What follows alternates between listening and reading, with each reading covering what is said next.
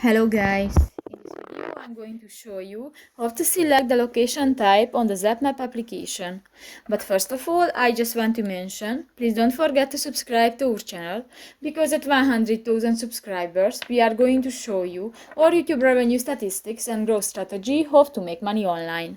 So let's jump into it. First of all, open the application on your device. In the map section, you can find the filter icon next to the search button at the upper right corner of the screen. And in the filter section, you can find the fourth option, the location types. Here you can find different options, for example, accommodation, car park, education, home, leisure, motorway services, and other. And for example, you want to select one, for example, the supermarket, just click that. And if you want to search for that, just click to the apply button at the lower side of the screen and done. So that's pretty much it for this video, guys. See you in the next one. Bye bye.